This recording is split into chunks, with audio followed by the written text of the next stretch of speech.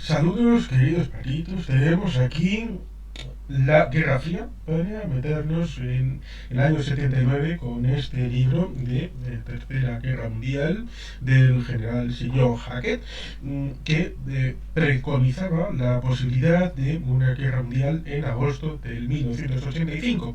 Y luego también tenemos un anexo, como es Atlas de Guerras Futuras del señor Keegan, y que ciertamente, qué mejor que un apasionado de la grafía como es el maestro artillero David Díaz Cabo y el amigo Mariano López de Miguel, que ciertamente fue el que me recomendó que leyera este libro, a pesar de que quizá pueda decir que hay una situación más o menos parecida en concepto, como es el guión de John Milius para Amanecer Rojo, pero estas cosas mejor hechas por un profesional y no un loco del guión, como es el cineasta americano, como es este escritor y antiguo militar. Pero ciertamente agradecido de que estéis por aquí y de poder tratar estos temas que en el fondo pues le deberían interesar a todo el mundo. Pues encantado, Juan Carlos, de estar aquí, encantado de conocer a el nuevo compañero, Javier, y bueno, muchísimas gracias por la invitación de nuevo. Cuando queráis, empezamos. Pues nada, un placer también y un saludo a todos los que te sirven, Juan Carlos. Pues este libro tiene esa premisa que en el fondo la idea es dar un toque de atención, salvando las distancias es un poco como el toque de atención que sirvió para despertar a Israel de su comodidad en 2006 con la guerra del Hezbollah. Esta idea de que Occidente se estaba acomodando en los años 70, que tenía una dificultad de comprensión después de la guerra de Vietnam, en el ámbito de las esferas geopolíticas, y que ciertamente podía ser un espacio central, como había habido crisis como la de el puente aéreo de Berlín en el año 48, que hubo que hacer un esfuerzo importante de logística, pues ciertamente en el año 78-79 se estaba cerrando una bolsa de la llamada época de la distensión, como por ejemplo el amigo Mariano habla de la situación en Kabul en el 79, tenemos también en el 79 el golpe en Irán, en el Ayatollah Ruhollah Khomeini entrando en el poder, y tenemos disfunciones del sistema mundo que ameritan la posibilidad de esa conflictividad. Y ciertamente esa visión desde el año 79 respecto a lo que podía pasar en los años 80 y luego la versión del señor Keegan respecto desde los años 80 respecto a lo que podía llegar en el final del siglo y en el siglo XXI. Un poco ese es el esquema general, creo, que puede decirse. Pues, si me permite, David, un momento, empiezo a Sí, sí. comentar una cosa de enlace, que efectivamente es así. Bueno, John Keegan lo tenía en mente ya en el año 78, es decir, en mitad de mandato de Jimmy Carter, cuando empezó a ver que, bueno, sobre todo la Secretaría de Estado de Estados Unidos estaba un poco, vamos a decir, en modo chabacano a uvas, porque él advirtió que la situación geopolítica iba a dar un vuelco, sobre todo en el intermedio. Y tenemos que hablar de la caída del Shah en febrero, se termina el año con lo que es también la llegada de, o la entrada, invasión de los soviéticos en Kabul, supuestamente para ayudar a un régimen amigo, realmente era para ejecutar a Hafizul Amin, que se pensaba que podía pasarse a los americanos, por el rifirrafe que había entre las ramas Parcham y Halk del Partido Democrático Popular de Afganistán, pero por medio tenemos en noviembre la toma de la Gran Mezquita de la Meca por parte de Yuhaiman al-Otami, que eso fue un riesgo político, del que poco se conoce hoy día. Y también había hablado de, nominalmente, la Casa Saud, el propio Keegan, Keegan Hackett, en muchos artículos antes del libro, ¿no? Evidentemente, esto marca un antes y un después. También lo que fue la revolución sandinista. Y el libro, que no quiero decir para a la gente, pero que ambos lo sabréis, lo único que falló es que se mantendría el Shah de Persia. Más o menos lo que la ley marcial en Polonia, de un modo más violento, lo marcó. El caos en lo que era la región de Somalia o Adén, que sigue hoy día, donde yo es que espero que no te líe nada en el canal ahora, Juan Carlos, pero es que siempre suelo decir estado fallido. Ahora parece ser que te voy a decir estado frágil. Yo creo que Somalia es un ejemplo de estado fallido muy potente, por desgracia. Pues Hacker ya preconizó todo esto. Y Keegan, por el contrario, en su libro también lo marcaba, pero con unos análisis cartográficos impresionantes. En un libro de creo que son 130, 135 páginas, te marca lo que es el título del libro, Guerras Futuras, ¿no? Ahí lo dice todo. Sí, yo he leído el de Hackett, no leí el de Keegan, ese lo estábamos comentando antes de comenzar. El de Keegan, los análisis que ha hecho en otros libros que he leído yo sobre él, lo que pasa es que es verdad que eran análisis más históricos y no análisis sobre geopolítica futura.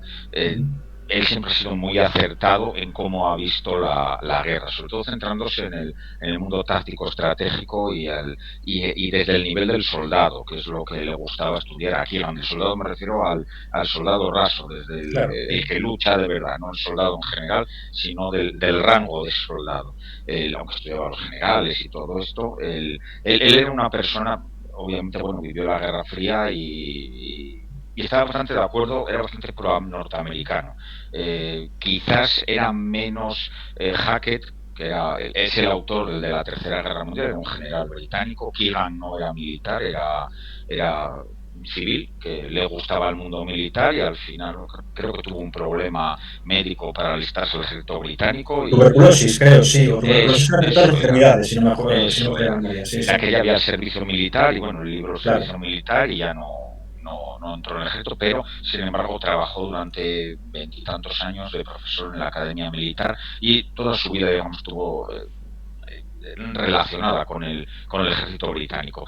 Lo que quería decir es que Hackett era alguien que veía más, tiraba más hacia el colonialismo, no que se le notara mucho, pero se ve que en su fuero interno él tenía todavía ese espíritu colonial británico, por eso se centra mucho más cuando habla en su libro, el de la Tercera Guerra Mundial, él describe la Tercera Guerra Mundial, una Tercera Guerra Mundial hipotética, que acierta casi todo por donde van a ir todo, no la guerra mundial, sino la política de todos los países que él nombra y se mete en el berenjenal de no centrarse solo en la guerra mundial, en una tercera guerra mundial en el territorio europeo, que es lo que han hecho la mayoría de autores que han estudiado eso, sino que él se mete en África, se mete en Oriente Medio, Japón, que me acuerdo que habla de las De Kuriles, Jubilee, justo, sí, señor, sí, sí. tal, eso lo recuerdo, lo leí hace muchos años y no tengo reciente el libro, pero bueno, recuerdo que él se mete mucho, le da mucho a la zona del Oriente, le gusta. Sin embargo, Keegan no es una persona, es más europeísta y más tirando a lo estadounidense. Él estudia mucho la guerra civil americana, le atrae más, digamos, Occidente, y a Hackett le atrae mucho Oriente, incluyendo Eso es África. lo iba a decir. Son dos personas que totalmente complementarias para estudiar. Yo recomiendo los libros del que le gusta el tema militar. Es básico leerse El rostro de la batalla, que es el punto de vista de los soldados, y sirve de base para después ponerte a leer cualquier libro que quieras sobre geopolítica, política, lo que quieras. Ves el instrumento que usa la política, aunque yo no soy de estos que sigue a pie firme lo de Clausewitz de la guerra es la política por otros medios, porque muchas veces, a veces, la guerra se usa la política y la política usa la guerra. No creo que sea siempre de la manera que decía Clausewitz. Incluso, bueno, tenían sus cosas, en una estoy de acuerdo, en otra no, pero bueno, yo soy un simple mortal que lee libros, nada más. Otra gente pues me daría sopas con otras, pero bueno, doy mi opinión. A lo que voy es que sería un buen complemento Keegan y Hackett acierta casi todo, que es lo increíble de ese libro, si quitas de medio la guerra mundial, aunque en la época que él escribe el libro, que lo escribe en el 86 puede ser, o 85, no recuerdo la fecha, el de la tercera guerra mundial de Hackett.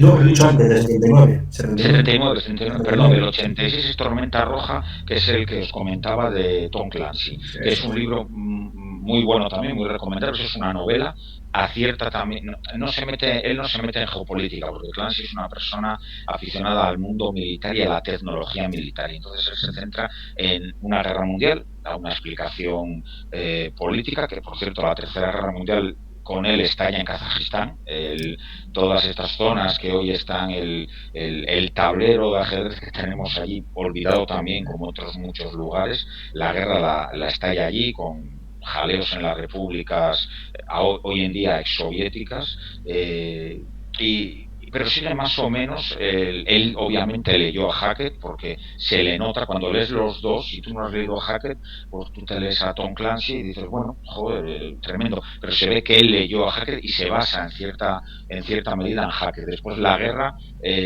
yo creo que lo que describe la Tercera Guerra Mundial, Tom Clancy lo hace con más acierto que Hackett, porque Hackett lo ve desde un punto de vista más de un general y de un político, y Tom Clancy lo ve desde el punto de vista táctico operacional, y entonces se centra más en las operaciones militares bueno, es un punto de vista diferente, los dos son complementarios, y la guerra la desarrollan de una manera similar, porque lo que iba a ocurrir en Europa es similar lo que cuenta Hackett a lo que cuenta Tom Clancy. Después están los dos finales que son diferentes, el de Clancy y los dos finales que hemos hablado antes.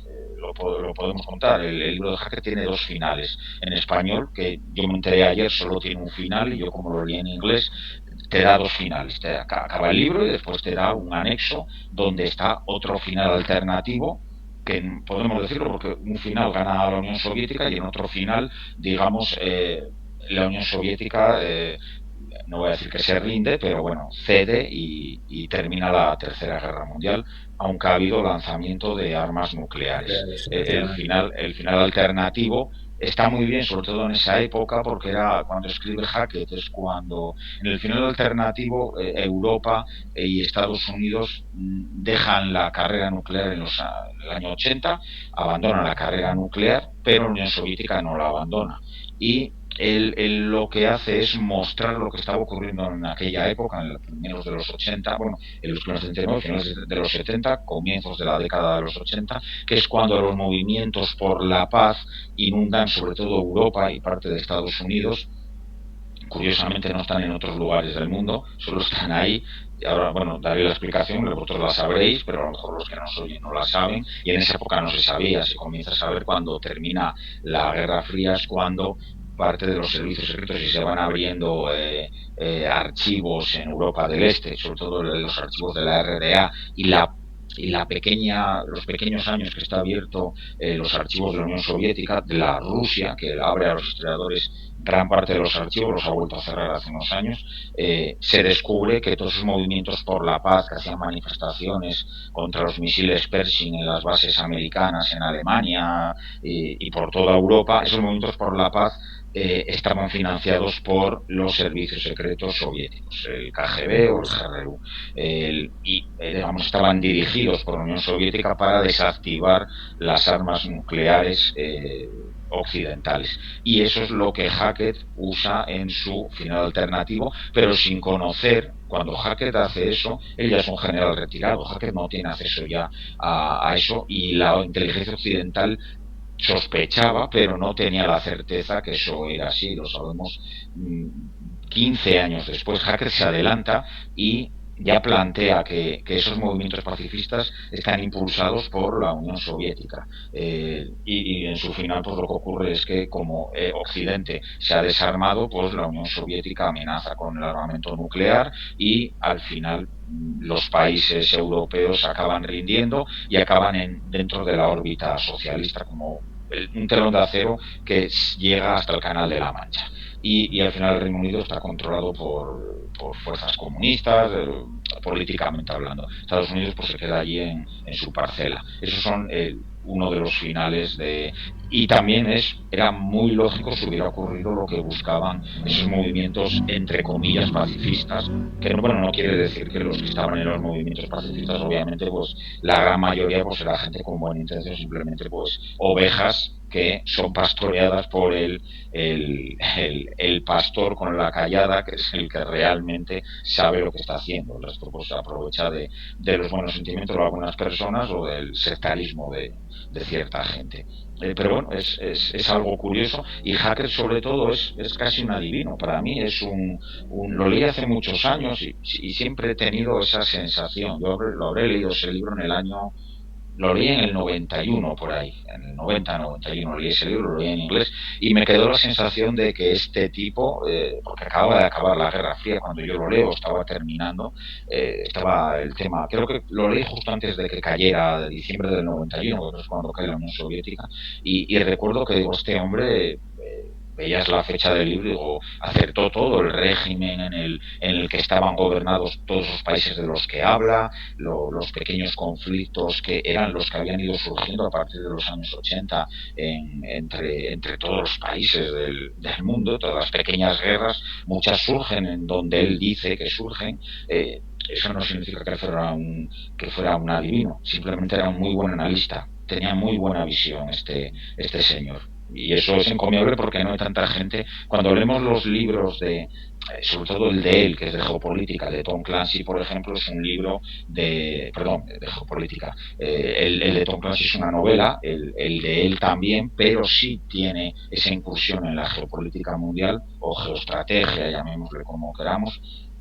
Y el de Keegan es diferente, es otro. Keegan escribe de otra manera. Yo se me he olvidado, Mariano, ahora nos cuentas Keegan en qué se centra más. Pero Hackett no es un adivino, es uno de esas personas que salen muy de vez en cuando y que tienen una visión tremenda del presente y del futuro. Sabe leer en el presente lo que va a ocurrir en el futuro. Y este hombre lo hizo.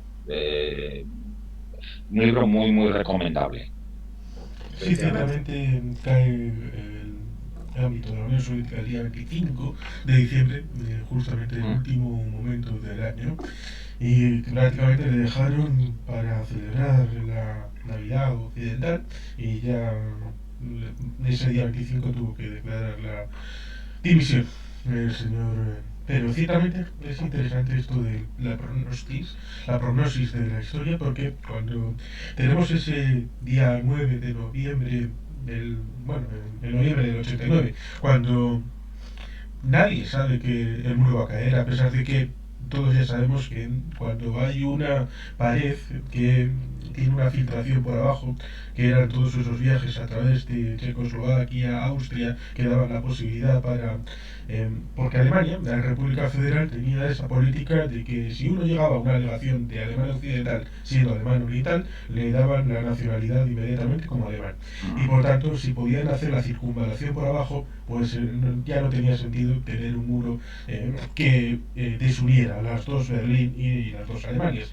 Y aún así, nadie, salvo ese periodista italiano, cuando salió Gunther Schabowski a leer aquel famoso ya comunicado, que lo llevaron en vídeo a la televisión occidental de Alemania, lo emitieron a las 9 y como había dicho, bueno, ¿esto cuándo empieza? Pues ya mismo.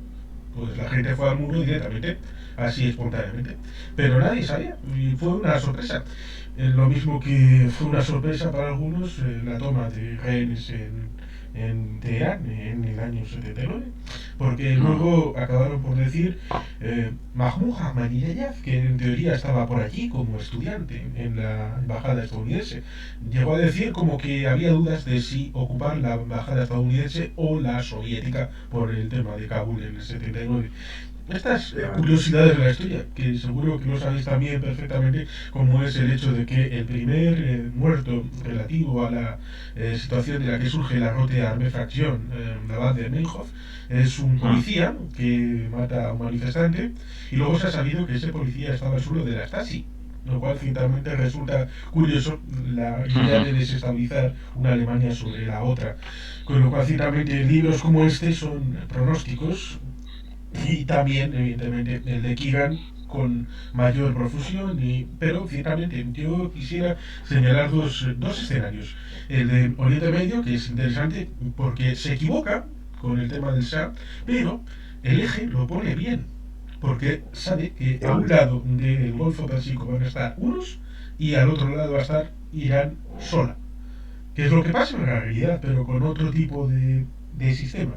Es Irán el que cambia de política, pero al otro lado estarán los árabes saudí, Irak, los países del Golfo, hasta el punto de que querrán utilizar a Irak como escudo frente a Irán, y de ahí viene derivado luego, aparte de la guerra Irán-Irak del 80-88, la guerra propiamente de 90-91, con la invasión de Kuwait, porque los países del Golfo no querían pagarle y cogió en especie. Y también el tema de Yugoslavia. El tema de Yugoslavia es un tema interesante porque formalmente la piedra de toque para el inicio de la Tercera Guerra en el libro de Hackett es Yugoslavia. que podría haber sido perfectamente quizá los momentos previos a lo que era la declaración de la ley marcial en Polonia. Es verdad que el libro del año 79, pero aquellos antes ya había llegado Wojciech Jaruzelski a la presidencia del Consejo de Ministros polaco. Se sabía perfectamente que tras lo de Kabul había un pánico real, muy real, en Varsovia, porque decían, es que los próximos somos nosotros. Y esto no va a ser una Praga, no va a ser un Budapest, no va a ser tampoco un Berlín año 53, si no me equivoco.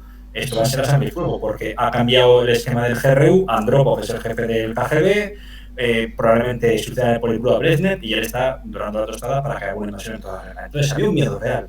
Lo que comenta David de Hackett es muy interesante, porque él había sido encima militar, sus primeros galones los logró en las campañas del Oriente Medio. El Sinaí, Palestina, había sido alto mando militar en la revuelta árabe de Palestina del año 36 a 39 y luego en la insurgencia hebrea en la de Palestina antes del establecimiento del Estado de Israel, ¿no?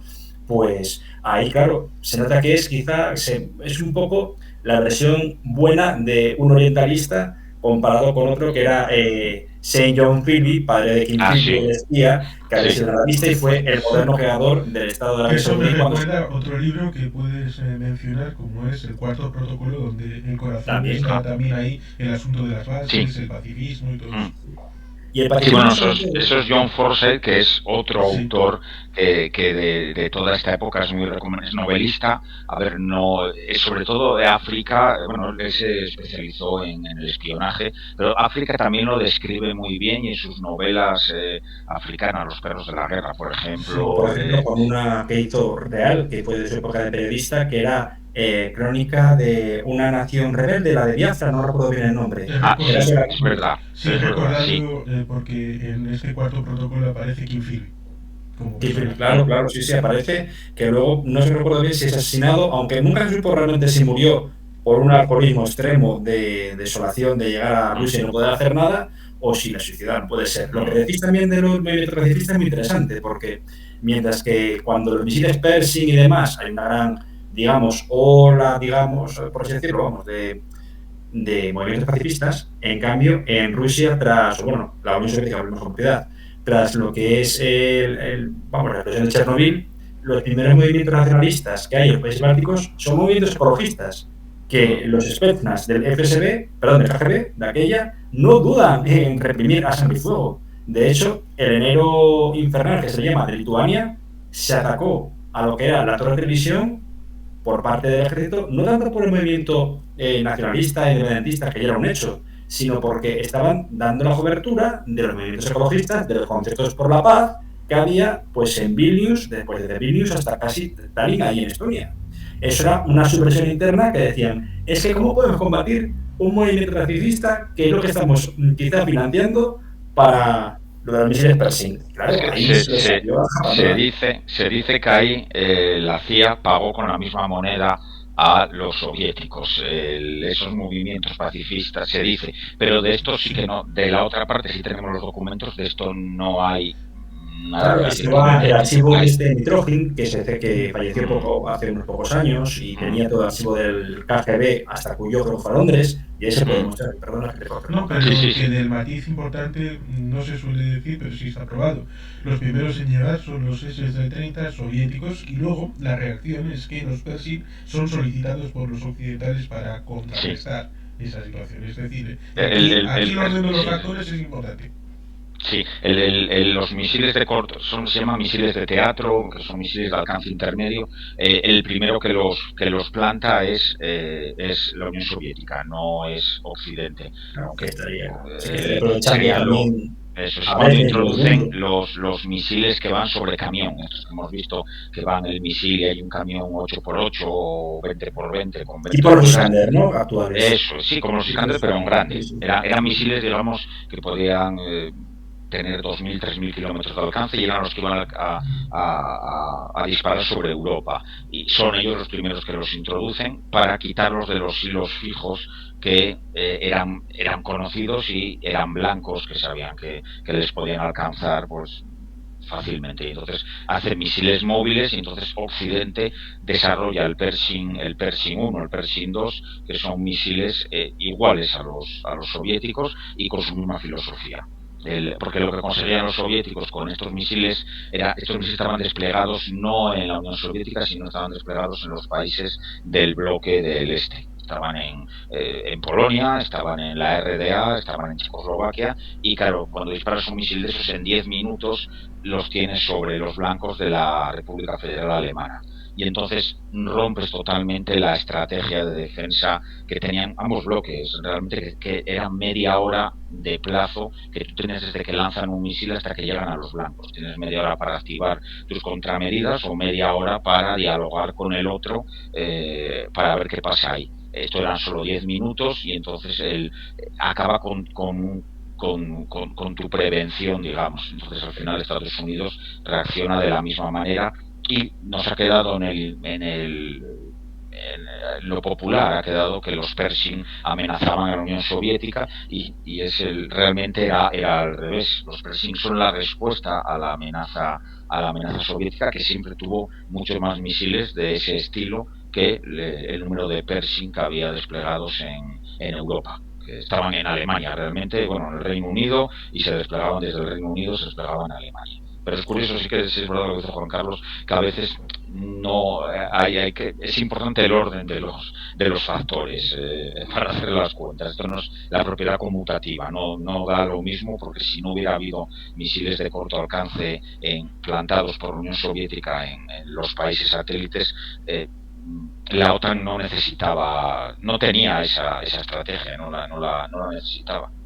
Únicamente que ahora hace 40 años otra cosa, en lo que quizá fue pionero Keegan fue en la defensa con unos ejercicios que se llaman Arquero Capaz, y que Arquero Capaz era una respuesta realmente a cuando se consiguió de un correo que desertó de la RDA, de la Stasi, hacia Occidente, aquel programa que se llama el programa RIAN, que era de rápido despliegue de misiles por parte de la URSS. Claro, o sea, el miedo era lógico. Y con respecto a lo que decís de los países satélites, quizá lo único que es que no recuerdo en el libro, en lo que no acertó, yo creo que Hackett fue, tampoco Keegan, que se pensaba que tanto Ceausescu en Rumanía, o que estuviese aquella, o bien incluso Hoxha, ante la amenaza occidental, iba a permitir misiles en sus territorios soviéticos. No. Ceausescu dejaba de ser un nacionalista oportunista, y Hoxha, para mí, era el mayor ejemplo de megalomanía en un pequeño país. Estaba obsesionado con medirse a él.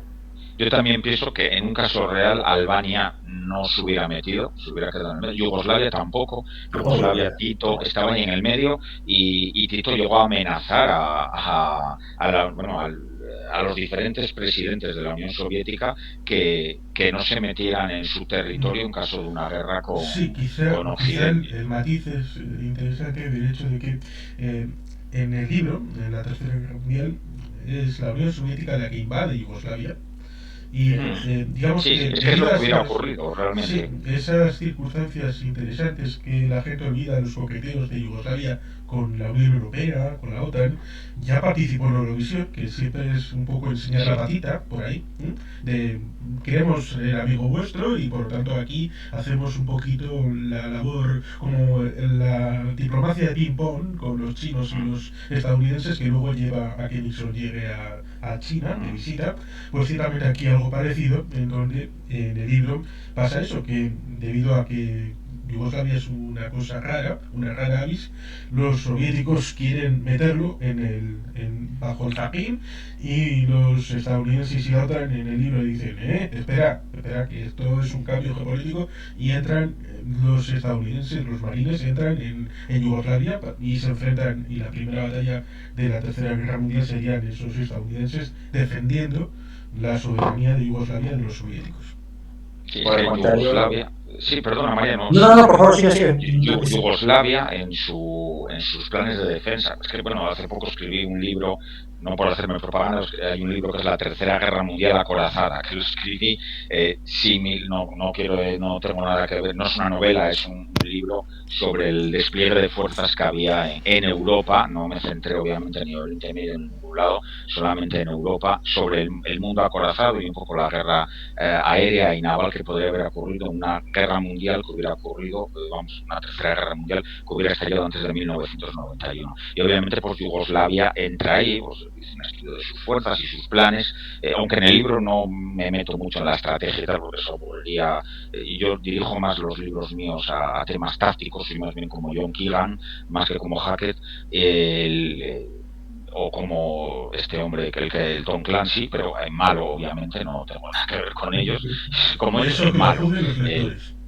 Eso también, pero ese es malo, ya te lo digo yo, aunque no lo juzguen, yo no les llevo ni a la suela al zapato.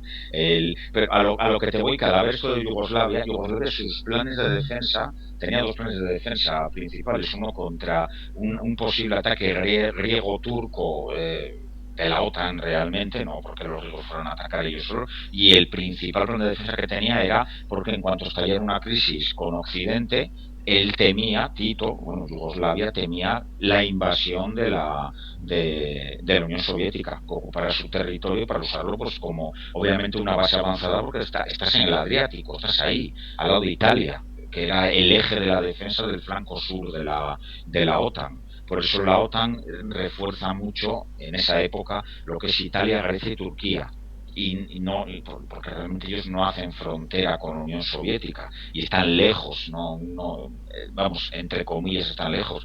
Lo que temía la OTAN es que ocupara Yugoslavia y lo usara como base avanzada, que yo creo que es lo mismo que iba a hacer con Rumanía, porque en Rumanía tenía solamente desplegada la Unión Soviética durante la Guerra Fría, hablo de los años 70 hasta el final, tenía 2 divisiones allí metidas, que es muy poca cosa, pero suficiente para, además, en la zona de la capital, que es lo que hace siempre, lo que ha intentado hacer en Ucrania, es ocupar el gobierno, y cuando cae el gobierno, cae lo demás. Es lo que hizo Mariano, que es especialista en el mundo musulmán árabe, es lo que hicieron en Afganistán, la invasión de Afganistán, directamente, que es la operación Tormenta 333, es lo mismo, es lo mismo que hicieron en Checoslovaquia, es lo mismo que hicieron en Georgia, después lo mismo que tenían previsto hacer en lo que han intentado hacer en Ucrania, es ocupar la capital, cae el gobierno y las fuerzas armadas, la policía pasa a mis órdenes y con unos pequeños refuerzos que yo voy metiendo allí,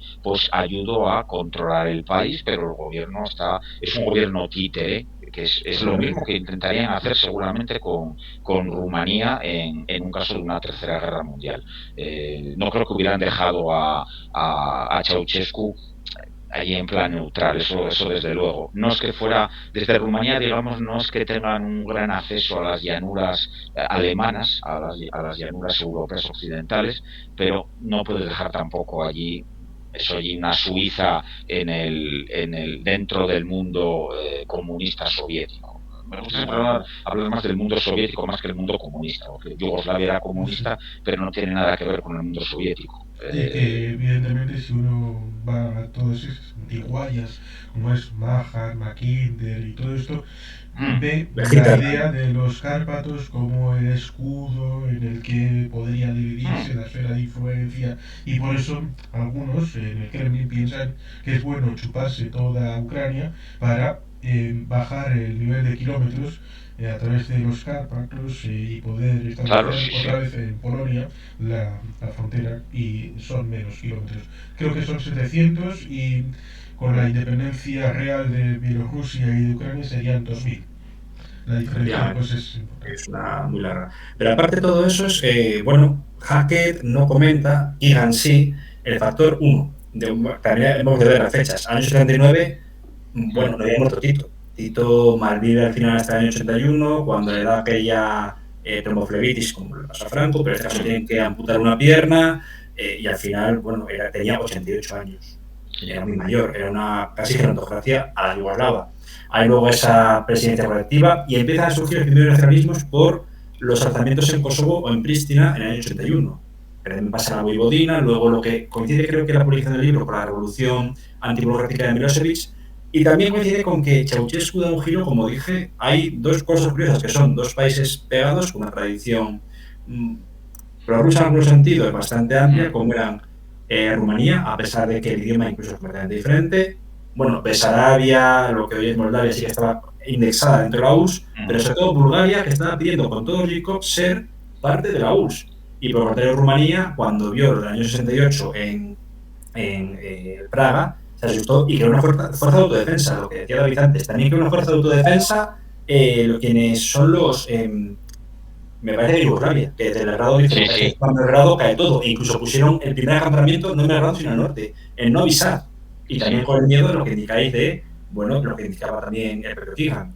La OTAN, por ejemplo, Grecia y Turquía fueron los dos únicos países que casi entraron en una propia guerra por el tema de Chipre, dos países de la OTAN, y que luego posteriormente hay, bueno, cada dictaduras coloniales y por el contrario hay una dictadura bastante larga, de 9 años creo que es, de Kenan Evren en Turquía.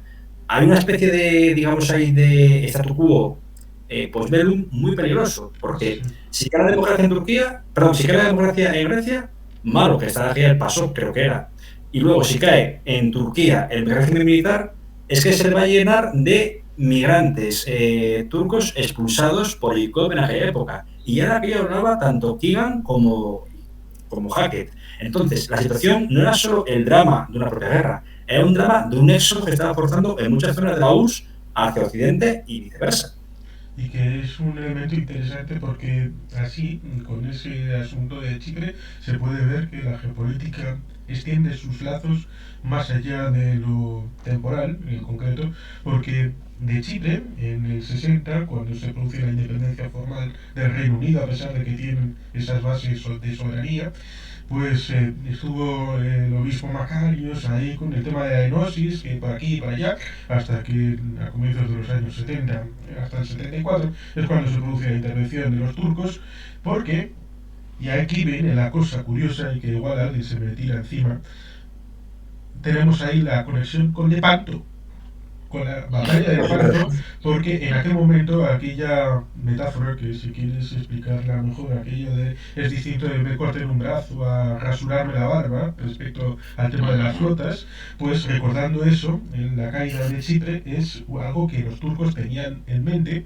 el tema de que no les rodearan, y por lo tanto para ellos era un asunto también de vida o muerte, y por eso se metieron a tratar de ocupar Chipre. Eso sí, lograron solamente un tercio. Totalmente. Y aparte, con el norte, lo que fue la enosis, lo de Macarios, bueno, es que Macarios intenta hacer del mejor modo posible un posible referéndum, para la redundancia, por así decirlo, y igualmente quiere hacer una especie de paz augusta con los turcos, en la cual pasase a ser una república presidencialista, donde el presidente fuese un greco chipriota y el vicepresidente un turco chipriota, y que podía rotar, que no había problema en ese sentido. Pero claro, llega Nico Samson con los grupos de extrema derecha, etcétera, y hay un problema también que implica a la OTAN, porque siempre se dijo que la OTAN estuvo metida, bueno, por la Operación Gladio, etcétera, no. De hecho, tenían pánico a todo lo que podían hacer esa extrema derecha greco-chipriota, que era más brutal incluso que los años de plomo como en Turquía. Eso también, Keegan, de cierta manera, lo dice. Hay que ver mucho también la situación política de cada país, individualizándolo, porque estamos hablando de crisis económica por el petróleo, el embargo del 73, el del 79 cuando llega Khomeini al poder, etcétera, etcétera, etcétera. Hay un cambio del sistema económico global. Es cuando se empieza a hablar de los países que sufren, como diría Gilles Kepel, la geografía del hambre, de su desarrollo, pero asimismo también tenemos otros países que, siendo capitalismo avanzado, están en problema porque se rompe el estándar de Bretton Woods, de lo que es el petróleo, ¿y qué hacemos ahora? Y es por ello que también se enciende la chispa en aquel instante en una guerra que era del año 88, que como la anteriormente con mucha razón Juan Carlos, acerca de la de Irán-Irak, que realmente también era de interés político, y son esas guerras de los 80 que eran guerras próximas, realmente. Hasta el año quizá 2008, que no vimos la guerra cara a cara de Georgia justamente contra el ejército ruso, viceversa, o ahora la de Ucrania, a pesar de que las fuerzas armadas ucranianas son también milicias de defensa nacional. Pues, ¿qué hablamos en los años 80? Angola eran dos milicias que luego se convierten en partidos políticos. Mozambique también, estoy diciendo en África. Luego todo Oriente Medio eran milicias que apoyaban uno u otro bando. Afganistán era realmente lo que era una plaga de bandidos, como decían los soviéticos, frente al ejército invasor. Pero no había ejército contra ejército. Fueron guerras proxy, que era que por eso decían que la Guerra Fría, con un chispazo, como creo que dijo Keegan, podía transformarse en caliente. Es que todo eso, si me permitís, son lo que hoy en día, siempre nos queda muy bien usar palabras, y hoy en día está de moda la guerra simétrica, la guerra híbrida, todas las guerras han sido Guerra irregular, sí. todos estos rollos. Es la guerra simétrica, son guerras, obviamente, durante toda la Guerra Fría, casi toda la Guerra Fría está llena de guerras proxy. El Salvador, Nicaragua, todo Guatemala, Honduras, Guatemala, Chile. Honduras, todo Centroamérica, Chile, bueno, Chile y Argentina no llegan a ser guerras, pero hay conflicto interno. Italia. Eso es. Italia también tienes un conflicto Sí, interno Chile y en Argentina Italia. estuvieron a punto de llegar al conflicto por el tema Aparte del ellos dos. el tema del Incluso Perú con... entre ellos. Pero bueno, pero ahí no sería una guerra que tenga el apoyo, digamos, de una de las dos potencias. Eso sí que es una guerra interna entre ellos. Igual que Malvinas es una guerra muy particular dentro de la Guerra Fría, porque al final Estados Unidos le pillan el medio y es una guerra entre dos de sus aliados. Y le fastidia. Los soviéticos se ofrecieron, pero era más un brindis al sol. Bueno, fueron allí todo lo que pueda rascar aquí, como estos son enemigos de los británicos y yo puedo socavar a Argentina, pues lo hago. Sí que hubo cierta ayuda, nada, mínima, fueron unas coordenadas, les dieron unas coordenadas satélite a los argentinos para ayudarles a hundir los portaaviones británicos. Pero bueno, realmente sí que es una guerra particular, pero el resto de guerras, todo lo de Centroamérica, que eso sí que tampoco está estudiado por ninguno. No hay nadie que estudie las guerras igual que las de África, las de Centroamérica, nadie estudia esas guerras a fondo. Más allá y curiosamente se centraron en el subcontinente asiático por el tema de Vietnam y en Europa, donde no llegó a haber ninguna guerra hasta la caída del muro por la guerra de Yugoslavia. Sí, en Europa, la primera de Yugoslavia. Sí. El resto no se estudiaron. Y es curioso porque también hay otra en la cual hay un gobierno militar, pero de izquierdas, como es el Perú de Juan Velasco Alvarado, que estuvo a punto de meterse en una guerra con Chile, y de hecho Velasco Alvarado al final, cuando le frenan los norteamericanos y dan un golpe de sus propios compañeros, fue porque dijo que los chilenos dejan de decir gilipolleces, que si no mañana signo Santiago. Y era real, ellos tienen ahí igual que Bolivia y Ecuador, tienen una guerra, no recuerdo, el 80 y pico, hay una guerra entre Bolivia y Ecuador, pero ahí, digamos, son todo, eso ya son rencillas internas, o regionales, pero por ejemplo, sí que Nicaragua, El Salvador, eso sí que son conflictos proxy, como decimos, ahí se enfrentan Estados Unidos contra el comunismo, contra la Unión Soviética o Cuba, que es su delegado comercial en Hispanoamérica o en Iberoamérica, y ahí sí que son los enfrentamientos, igual que todos los que ocurren en África, donde la Unión Soviética, menos Egipto, la costa arriba, que le interesa más, en lo que es Centroáfrica no le llama la atención y mete allí a Cuba, mete a...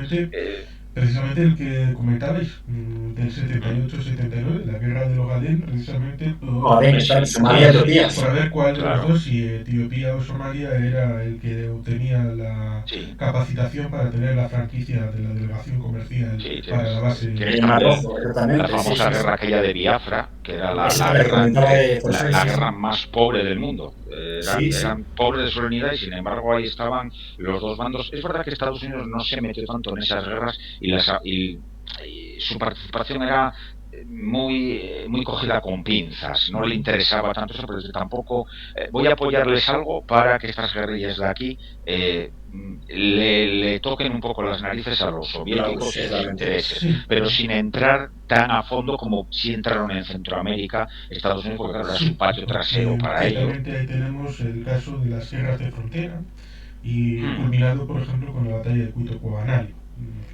O también incluso Rhodesia del Sur, con el tema de convertirse en Zimbabue, que era una guerra, la que llamaban la guerra de los arbustos, y era una guerra proxy, porque sabemos que estaban Sudáfrica apoyada por que está apoyada por Estados Unidos, pero la URSS también apoyaba a grupos insurgentes del ZANU, pero no el ZANU original de Mugurenga, era el ZANU de Mugabe, que era bastante más brutal, y encima entrenado por norcoreanos que se descubrió que hicieron un genocidio contra la minoría indígena por su nombre entre el 83 y el 84. Claro, también podemos hablar de un conflicto regional que decís y que también citó Hackett, y que citaron Hackett y Keegan, como era el Líbano, que decían, la explosión del Líbano va a dar que haya un conflicto no regional, sino mundial.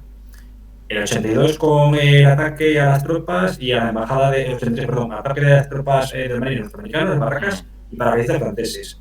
La voladura de la embajada norteamericana. Luego la creación del Hezbollah. Lo que fue la presencia israelí hasta el año 2000, si no me equivoco, ¿no? Que se retira del sur Sí, del en el río. 2000. Sí, en el año 2000 se retiran al sur del río Litani.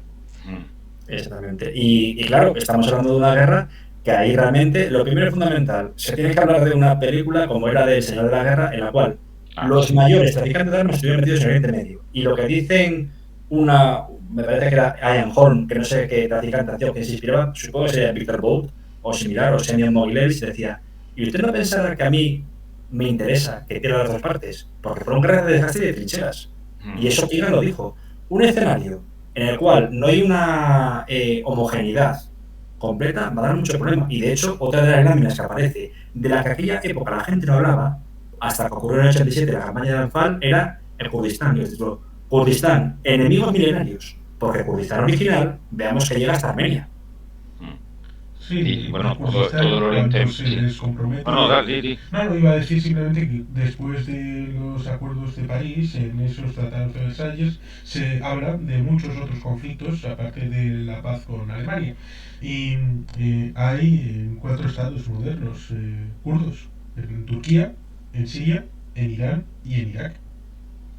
E incluso había, aparte, Pakistán, la zona Balochi, que tiene una especie de minoría, si no me equivoco. Es extenso y lo hemos hablado con Ozyan muchas veces, un muchacho kurdo, que nos decía que es que son, y bueno, lo he oído más veces y es una realidad, son la nación más grande del mundo sin Estado propio. Son 45 millones y medio de habitantes como España. La mayor diáspora, creo que es sin contar los países del Levante, próximo Medio Oriente, es Suecia, que en la época de los Palme dijo que todos vengan aquí porque si no los van a masacrar. Y efectivamente, hubo una masacre, una limpieza étnica, no solo en Irak, en Siria también la hubo. En Turquía tuvieron que refugiarse en su herramienta defensiva, como son las montañas. ¿Pero a qué precio? La gente se moría de frío, de sed y de hambre. Pues ahí, sobre todo Keegan, en su libro, lo muestra. Y también en aquella época muestra otro conflicto, que son relativamente poco conocidos y que ahora vuelve a estar en televisión por lo que está ocurriendo en Jartum, como era el conflicto entre Sudán del Norte y Sudán del Sur. Todavía hay que separarse porque es el país más joven del mundo, Sudán del Sur, que al día siguiente de independizarse empieza una intraguerra civil. Entonces es terrible pensar esas cosas y cómo, pues, yo no quiero llamar a ni oráculo ni mucho menos, fueron visionarios porque tenían la intelectualidad, Keegan, y por otra parte, quizá el sustrato de haber sido militar, lógicamente, como fue Hackett, para decir, puede pasar, que no va a pasar, esto y esto otro. O muchas cosas ocurrieron. Hackett encima estuvo vinculado, como decía antes, no a movimientos pacifistas, pero sí a movimientos de desarme por miedo a lo que había. Hay una foto maravillosa que aparece agarrado del brazo de él una chica, unos estudiantes de Oxford, pidiendo que vuelva a haber becas gratuitas, becas y ayudas en la época de Margaret Thatcher, porque estuvo vinculado al laborismo. Keegan, el único error que yo puedo decir es que en el año 2003 apoyó sin fisuras, por eso que dice que está muy vinculado a Estados Unidos, todo el factor debido a la invasión de Irak. La justificó sin ninguna... Él justificó las dos. La única que no justifica es al principio la del 91. Y cambia de opinión. Y, a ver, tampoco es que estuviera súper en contra de la invasión, pero bueno, él la veía con reticencias. Y la de 2003 ya... Él la ve, lo declaró, él lo leí en alguna entrevista, yo creo que no le seguía mucho, que hace mucho que no leo sobre ellos. Creo, bueno, lo que decía en 2003 es que era la consecuencia lógica de la del 91 y que una guerra necesaria, creo que iba a decir. Había que acabar el trabajo. No llega a decir esta frase, pero lo que entreves de lo que dice, sí creo que dice lo de es una guerra necesaria. Entre líneas daba a entender eso, yo creo. Sí. No, pero creo que dijo lo de la guerra necesaria, me suena que estaba escrito, si no era esa palabra era similar y lo que decía entre líneas es que era la continuación lógica de la otra guerra que había estado parada, que para él era la misma guerra, era la guerra del Golfo. No serían 2 guerras del Golfo, bueno, 3, porque cuando que realmente es la segunda guerra la guerra del Golfo realmente es la de Irán-Irak, no es después como pasó de moda, pues la segunda guerra del Golfo sería la del 91 La y guerra la Nintendo que tercera le sería llamaban, y pues era la primera eh, transmitida en televisión, etcétera, eso claro, es, sí, sí. eso es. Y yo creo que lo que hablabas, yo creo que Keegan, porque hablabais de cómo son ellos dos, es que yo creo que Keegan conoció a Hackett. Hackett estuvo en Sandhurst también, no de profesor, pero era emérito y Sí, un daba business scholar charlas, similar, algo de esto, habían eso, dado, una cosa sí. así. Y él se conocieron, porque Keegan estaba allí de profesor y vamos, tienen tanto en común que yo creo que Keegan estaba en... Porque, ¿de qué año es el libro de Keegan, el de la geoestrategia que tú me comentas? 86 o 87, si no me O sea, equivoco. posterior a Hackett, pues Sí, también pero se conocieron. conocía Es como, a por Hackett. ejemplo, a ver, yo creo que en esa época de Sandus, antiguos militares coincidieron con autores. Es decir, yo estoy seguro, y que son casi tres generaciones, porque si no me equivoco, Hackett nació en 1908 y murió en el 97, casi un novenario. Sí, Keegan en el 31 y murió en 2012. sí. Y luego, el que voy a decir ahora sigue vivo, está Mm. un poco tocado de salud, pero es Andrew Vivor. Y yo creo Ah, que los sí, tres se vivo. conocían porque han sido, pues, en cada ámbito. Andrew Vivor, sobre todo por el tema de Unión Soviética y Guerra Civil Española, pero luego también, pues, Hackett, pues, con todo lo que pudo hacer en aquella época. Y cuando se jubila, que deja de ser, porque había sido también, creo que alto mando militar de la OTAN. Yo creo que O fue uno Hackett de los llegó, fundadores. bueno, él era general y fue uno de los, creo que fue el jefe del ejército británico en Europa, que era, Eso digamos, es. Sí, sí. Cuando la establece el persona, ejército británico en Berlín, eso es, etcétera, cuando el bloqueo. eso es. Él creo que está en Y los años 60, es la mayor autoridad militar, o sea, sería el tío que iba a comandar el ejército británico en caso de una tercera guerra mundial en suelo sí, sí, europeo. sí. O sea que, quieras que no, algo se enteraba de lo que iba a No, y ocurrir. traspasó fronteras, porque es curioso que cuando el FSB asesina, bueno, termina con Aslan Maskhadov, el líder independentista checheno, que había Sí, sido coronel del ejército soviético, encuentra un ordenador portátil y aparte de las operaciones que iba a haber de guerra de guerrillas contra tanto aquellos que se habían unido a Rusia, el Bando Federal, hoy Kadyrovsky, etcétera, sí. y también las tropas federales, pues encontraron, creo que fue, de Sun Tzu, pero también el libro de Keegan, papeles. Era una persona Maskhadov que vivía por y para el estudio de la guerra.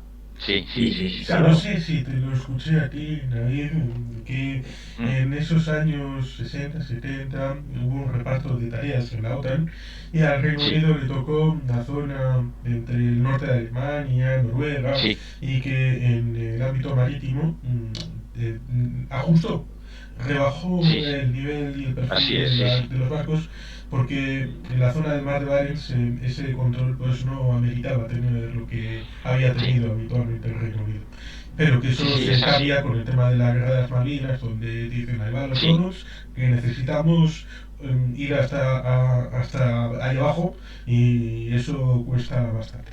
sí, y nuestra flota ya no está preparada porque es así. A finales de los 70, a partir del 76, 77, no recuerdo la fecha exacta, el Reino Unido se hace cargo, tiene un grupo de ejércitos en Centro Europa para apoyar a los norteamericanos vamos, a la RCA, a todos los países de la OTAN en Centro Europa, y después se hace cargo de la defensa. También tiene que hacerse cargo de reforzar a los noruegos, que es el flanco norte de la OTAN, y esa gente está solo allí. Está Suecia, que previsiblemente, quiero recordar que Hackett en el libro, Suecia al final entra contra la Unión Soviética, me parece. eso es, sí, sí, sí, sí. Eso, Por lo menos y, y en la de Finlandia seguridad, me sí, sí. suena que también, creo que Finlandia también entra. Finlandia, de hecho, hace un ejército conjunto, si no me equivoco. Hace un Eso era, ejército es que conjunto, una especie digamos, ejército indexado a la OTAN para defenderse, no para atacar a Rusia, porque la que da el primer paso, y luego, si me permitís hacer el spoiler, también la destrucción de grandes ciudades, Berlín, sí, Minsk, que se hablaba.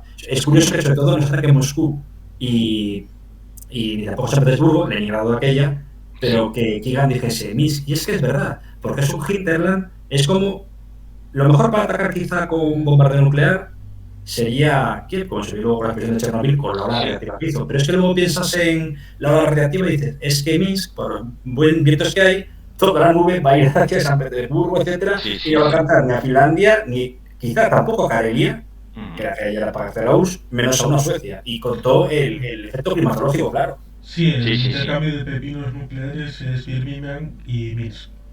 Eso Gremlins, no Gremlins, es. perdón, eso es. Recuerdo que eran dos, uno en Occidente, otro allí, y es cuando Rusia, pues la Unión Sí. Soviética, digamos, pues, se Dice, rinde, se pacifican, vamos, Sí. sí, dice tratan la paz.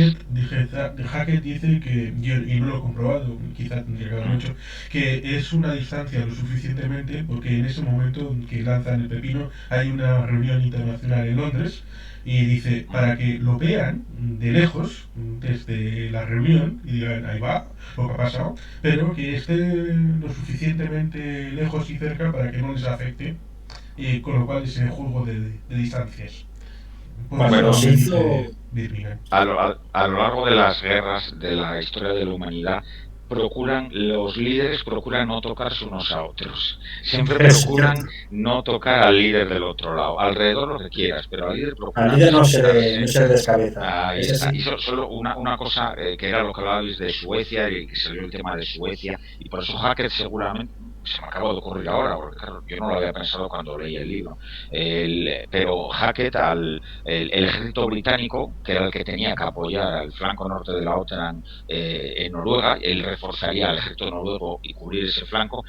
La OTAN contaba en esa época con que Suecia se iba, Finlandia no hablaban de ella, pero que Suecia sí se iba, acabaría uniéndose a ese flanco norte, trabajando conjuntamente con la OTAN. Y eso es lo que Hackett realmente plantea en su libro.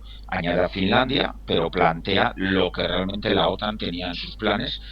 Bueno, en su planificación contaban con que Suecia se les uniera, porque claro, Suecia iba a estar en peligro y tenían que Exactamente, pasar peligro inminente, sí, y sí. tenían que pasar por Suecia. Cualquier invasión soviética desde arriba, desde la zona de Murmansk y compañía, Karelia, el istmo de Karelia, y bueno, más arriba puede pasar Y por los Murmansk. bálticos, etcétera, claro, sí, sí, sí.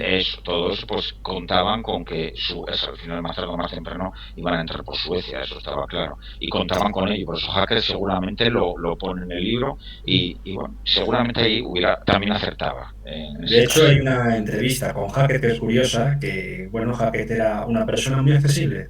Ya he dicho Mm, antes de los alumnos, pero de aquella época había, y existe todavía, unos cómics bastante buenos de distopias como son los de 2000 AD, y sacaron en el 83, cuando los Pershing, un libro llamado, un comic book, vamos, realmente una novela gráfica llamada Invasión Londres 1983, en la cual había un autogolpe de generales en Rusia, o en la Unión Soviética, mejor dicho, sí. bastante beligerantes que acababan invadiendo con paracaidistas, que quizá también se inspiró en eso Amanecer Dorado, que perdón, Amanecer Rojo, que Amanecer antes decía Juan Rojo, Carlos, Amanecer Dorado del Partido Político, perdón. sí. Y era un grupo de paracaidistas que aterrizaba en Londres y decía: la República Asiática de los Volgan ha invadido Londres, lo nunca previsto. Y, y lo que le contestó al entrevistador Keegan, perdón, Hackett, fue: quiero que sepa, muchacho, porque era un chavalito, Sí. que todo lo que puede ser ciencia ficción, a veces la ficción se quita, la ciencia perdura y la realidad se puede ver. O sea, que tenían miedo de que un escenario tipo, no en Reino Unido, pero lo que ha pasado en Ucrania, se viese, pues incluso con él con vida. Y a punto estuvo también, por decirlo, con el tema de Polonia. Mm. No, Polonia sí estuvo en peligro. Bueno, es que Polonia está en la cuerda floja Claro. durante toda la Guerra Fría, porque Sí. Polonia, aunque es uno de los países más importantes del Pacto de Varsovia, no era el país al que la Unión Soviética a Polonia les daba las armas, no habitualmente las de primera fila, las más modernas se las solía llevar Checoslovaquia, que era La joya de la bastante corona, sí. fiable para ellos, y la RDA porque no les quedaba otra. Eso sí, la RDA estaba controlada, bueno, sabemos todo el mundo que La de cada Stasi, cuatro que la, sí, ciudadanos uno era de la trabajaba para Stasi. el Estado. Y quizá también, que Eso. poca gente lo sabe, por un libro que, si me permitís recomendar, que se llama El hombre vigilado, un disidente búlgaro, de Skoranev, que también con Gipko, a partir del año 70, es un satélite de la URSS, es quizá también su Silicon Valley, porque la tecnología de aquí está bastante avanzada en Bulgaria, pero Sí. era también su forma de controlar tanto Balcanes como Asia Menor. Sí, no sé si De, Entonces, de dio sabías, muchas cosas. los sí, asesinos búlgaros eran es una curiosidad, el servicio secreto búlgaro, que no recuerdo su acrónimo ahora mismo, era el que solía usar el KGB para eliminar a espías o a traidores en Europa Occidental. El hombre este que mataron hace 45 años con un paraguas, Georgi Ivanov, ¿no? Sí, el paraguas con Ricino. No recuerdo si se llamaba Ivanov, pero es el del paraguas con Georgi Markov, perdón. Y era, se llamaba el KGB, el DS, que recientemente estuvo detrás, en parte, de los servicios secretos búlgaros, por los que dio las armas a la Liachcha para tirotear al Papa. Sí, es que bueno, los búlgaros estaban en todo lo que tuviera que ver con matar a alguien y tal, estaban ellos. Y después en la Alemania federal, pues estaba el servicio secreto de la Stasi, que hay un muy buen libro que son las memorias de Markus Wolf. Misha Wolf.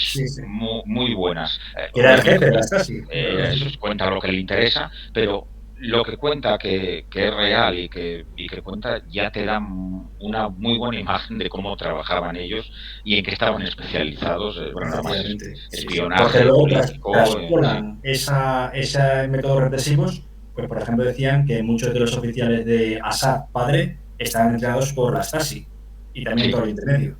Sí, es que bueno, Oriente Medio no lo hemos hablado antes, que era cuando pasamos de África y comentaste algo del Líbano. Oriente Medio es otra parte del mundo que tenemos ahí olvidada, y ha sido durante la Guerra Fría, fue un campo de batalla. Siria, Jordania, Israel, ahí sí que tenemos una guerra interpuesta de nuevo entre las dos potencias, y claramente cuando los soviéticos envían pilotos para la guerra de los 6 días, envían pilotos a Egipto, más interpuesta, ¿no? O incluso la de Yom Kippur, tropas de asalto que entrenaron a las tropas de Assad, sobre todo para... Sí, directamente. Fue una situación bastante, lo he hablado una vez con Juan Carlos, que eran guerras proxy, pero aquellos instantes es que el problema era que si encontraban, como pasó también en la guerra de Siria y al final no llegó la sangre al río, pero en la guerra de Siria, ¿qué ocurría? Que se encontraban a un comandante, que murió, pero no encontraron los cuerpos, del IRGC con sus distintivos, claro, Irán estaría implicado, que no estaba, pero utilizaban a Hezbollah.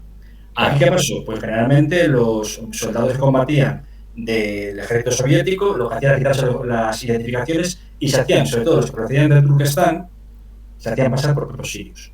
Sí. Y una probabilidad que una guerra fría se transformase en una guerra abierta caliente. Sí, que es un momento interesante que hay partes que se olvidan, por ejemplo, que se recuerda la guerra de los 6 días y la del Yom Kippur, pero en medio la guerra de desgaste, no declarada formalmente, pero que existió, pues evidentemente ahí participaron soviéticos, cubanos, vamos, ahí participó un montón de gente. Estaba buscando el tema de Polonia porque para los soviéticos Polonia es el milagro del Vístula, cuando son derrotados a las espaldas de Varsovia en agosto de 1920. Tukhachevsky perdiendo los papeles con su visión, Stalin participando de la derrota y evidentemente siendo el comisario de las nacionalidades. Y luego ciertamente eso tendrá importancia porque en el 44, cuando se levante Varsovia, ellos dejarán hacer a los nazis para que, bueno, limpien el asunto y ellos que han las cuadras y luego ellos han nombrado el comité de Lublin. Juan Carlos, te has saltado un paso muy importante. Has pasado de los años 20 al 44, pero hay una cosa en el medio, y es la invasión Barbarroja, cuando comienza, Barbarroja, la invasión alemana de Polonia. A la semana invaden los soviéticos, Unión Soviética invade Polonia. Se habían dividido Polonia a la mitad. Se ve perfectamente la película de Katyn, de Andrei Baida, que se ve como rompe la bandera. Quiero decir lo que tú estabas diciendo. Pero bueno, yo creo que es un odio ancestral que tienen y es que Rusia en el año 1939 al 41, precisamente después del 17 de septiembre, aquí pone que se estima que la policía secreta soviética deportó a 1.200.000 polacos a campos de trabajo forzoso, y evidentemente eso significó un montón de muertos, aparte de Katyn, que tiene una significación porque es la destrucción de la flor innata, de la inteligencia, que se suele decir, de un país para que pueda ser independiente. Y ese pozo es lo que, por ejemplo, lleva a tener en el 68 un poquito así con las gónadas al señor Gomulka, que también tuvo sus... Y su antisemitismo y los pogromos que hizo antijudíos que decían que eran agentes sionistas. Gomulka cae. Pero es que lo que vino luego fue un reformismo que no podía llegar a ningún lado, primero por lo que era la presencia soviética, que Hackett lo muestra, pero sobre todo, y Hackett, sin ser economista, dijo: en el instante en el que haya un estrangulamiento de la economía polaca y ya está habiendo las primeras colas de racionamiento, va a haber un lanzamiento. El lanzamiento se llamó Solidaridad. Sí. Ni más ni menos. Sí, Y por eso es interesante que un militar hable de lanzamientos civiles, sin sangre por medio, aunque añadía que podían ser reprimidos a sangre y fuego. Sangre y fuego no llegó con Jaruzelski, pero se declaró la ley marcial y muchos acabaron en la cárcel y no sé si llegó a haber una condena a muerte, una o dos, que sigue siendo una barbaridad como cualquier ejecución. Pero claro, comparado con el nivel de represión interna que había en la RDA, aquello fue, disculpadme la expresión, Luego ya, en el año 91, cuando hay el definitivo cambio, Les Walesa es presidente desde el 90, ya electo, después de que evidentemente en agosto del 89, que es curioso también el hecho de que cuando cae el muro, Helmut Kohl, el canciller de la República Federal, está en visita en Varsovia, justamente a ese primer ministro que tuvieron que nombrar después de la victoria electoral de agosto del 89 de Solidaridad en Polonia. Pues ciertamente en el 91, para tratar de salvarse, el señor Jaruzelski dice: oye, recordad que hace 10 años yo salvé a Polonia de la invasión de la Unión Soviética, así como quitándose el asunto y para decir: oye, por favor, no me condenéis a muerte. Y también asimismo el pasado de Jaruzelski, que bueno, siempre la gente se pregunta por qué lleva esa capa de sol, fue víctima del Gulag. Le llevaron al Gulag y se le quemaron las pupilas. Sí. Estuvo condenado. Y al final se unió a los ciberdugos. Sí, sí. Yo iba a romper una lanza por Jaruzelski, que es un superviviente. Y él realmente en Polonia no, lo que despliega en su época es una dicta blanda. No voy a decir como Primo de Rivera aquí porque es diferente, pero era un tío que estaba en el medio de, obviamente era polaco, él era polaco e intentó salvar el país de la mejor manera posible con los tíos que tenían con la pistola metafóricamente hablando, la pistola apuntando a su nuca, su nuca y al país. Recuerdo que estaba ahí. Es eso, no hay otra cosa.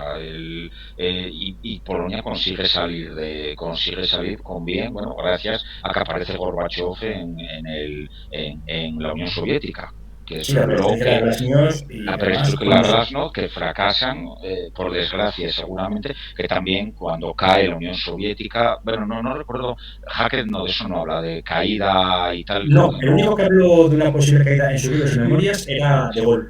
Hackett al final de su libro, en la parte traducida, no he leído la versión del segundo elemento, pero sí habla de una descomposición de la Unión Soviética. Como efecto de la paz, de rendirse, sí habla de que hay una destrucción de la propia... No una organización, y está más o menos avizorando eso. Bueno, es lo que ocurre en el 91, cuando se disuelve la Unión Soviética. Realmente es un golpe de Estado que le dan a Gorbachev, se lo da a Boris Yeltsin por parte rusa, se lo da al presidente de Bielorrusia y se lo da al presidente, que no recuerdo los nombres de ellos, el ucraniano. Leonid Kravchuk. Sí, eso es de belleza, ¿no? De ahí de diciembre. Eso, ese es un nombre raro, yo sí no me acordaba, pero realmente le dan un golpe de Estado y son los que parten la Unión Soviética. Cuando se crea Estado, entre comillas, no es un golpe de Estado, no nos escuche y piensa que sacaron, no, es un golpe político interno. El decreto de la Comunidad de Estados Independientes. Tiene una idea que es que si se juntan el presidente de Rusia, de Bielorrusia y de Ucrania, como ellos supuestamente son los que fundaron la URSS, pueden hacer el acto de desfundarla. Pero es que había un cuarto.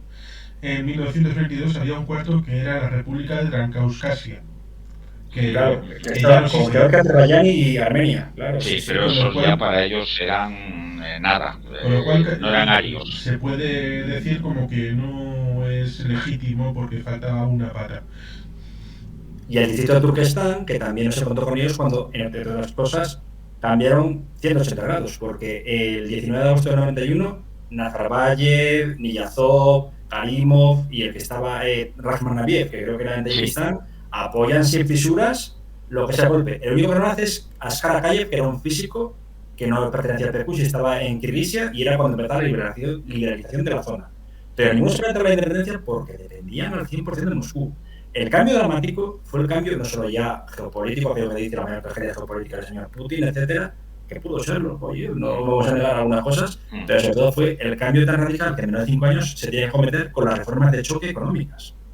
Claro. Y eso lo decía Hackett, diciendo, toda reforma económica puede dar pie a que estos países avancen hacia la democracia o que surja un nacionalismo exacerbado, como pasó incluso con Solzhenitsyn cuando creó a los 2 años o 3 de caer la URSS un libro que se llamaba Cómo organizar Rusia, que es el espectro que nadie quería en Europa, entre ellos, vuelvo a decir, Keegan y Hackett.